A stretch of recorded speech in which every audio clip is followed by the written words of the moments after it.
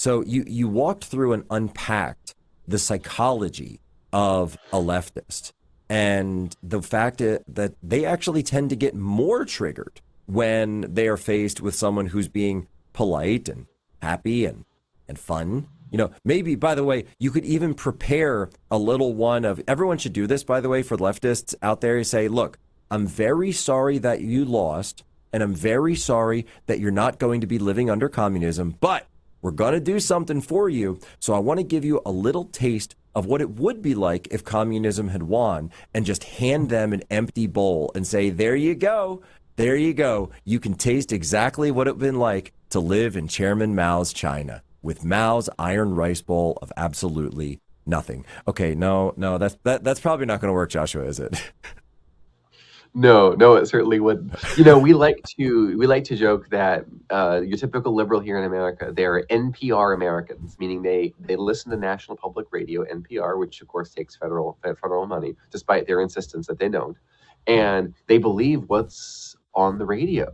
And so people who believe whatever they're told by their mainstream media news sources, they do in fact believe that very bad, very scary, very unsafe people are calling all the shots now, and that we are teetering into a totalitarian dictatorship, and there's nothing they can do about it. So imagine that almost childish understanding of reality that worldview possesses, the filter of reality that worldview is. Now imagine you have this image, very scary, very bad people.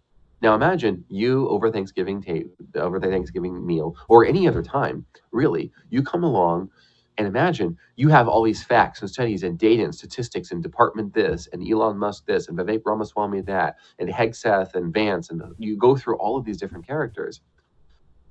Let's understand the vibe of that.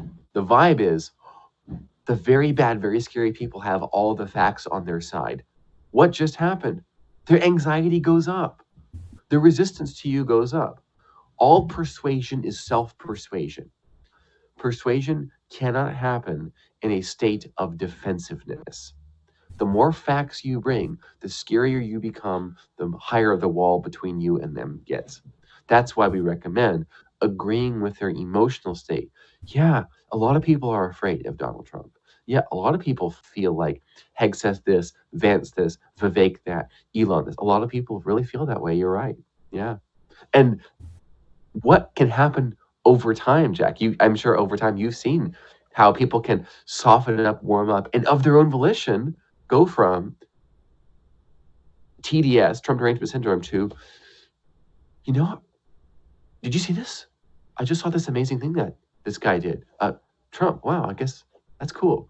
And they won't come out and say I was wrong, because in the social shaming frame, they can't admit to being wrong emotionally, but they have to, almost like a cat. Think of, and this, I believe this is why metaphorically liberals tend to be like the cat ladies, right? It's because they almost have the countenance of a cat, where it comes around when it feels safe. Allow them to come around to you. I think that's all we're asking for, right, Jack? Yeah, I mean it's simple, right? And so you have this ability to kind of sit there and say, look, it's like I know we're not gonna, because you have to understand, all right, for a lot of these people, especially millennials, but also a lot of Gen Xers. Gen Xers had the biggest swing, but there's a lot of Gen Xers that have not swung, and they thought for the last 15 years that Barack Obama was the coolest person in the world, that they were the smart ones, that they were the cool ones, that they were the best and the brightest. Of course I'm the best. Of course I'm the most educated. Of course I'm the most informed. I read the New York Times cover to cover every day, and I only listen to NPR when I'm in my car. And to them, that's what being well informed is. What they don't realize is, of course, that they are living in a bubble. They were the ones in the echo chamber, and those people just found out. They just found out that they're not the majority anymore, that they are, in fact, the minority. And so you'll get, this is, there's that book, When Prophecy Fails, that describes a lot of what they're going through right now. And, it's sort of like Now, typically with Joy Reid, you'll get doubling down. And so that's what you saw from her. She's doubling down. She's saying, just shun them. They're wrong. Rachel Maddow says, you have marching orders. What did Rachel Maddow say? You have marching orders from the universe. You must resist. You must resist. You must resist, just over and over and over. This is what we must do in our time. And she's, playing it out like she's some sort of, I don't know, resistance. Like she's in the Polish resistance in World War II or something. Please. By the way, you'd be the one. All right, I'm not gonna go there. But we saw how people acted during COVID. That's all I'm gonna say. All right, we saw how people acted during COVID, and that's all I'm gonna say about that. But Joshua, no, I think what it is with these people, you've got to find an endpoint, right? You've got to, and you can talk around it. You could say, oh, I didn't expect this to happen, or yeah, things went really well for us. And honestly, I've seen a lot of them. I will say this. I've seen a lot of them look at inflation and say, you know what? Inflation was really bad, and that really did hurt people. And I think that's something where, I don't know, Joshua, have you seen that? Yes, I have. Yes.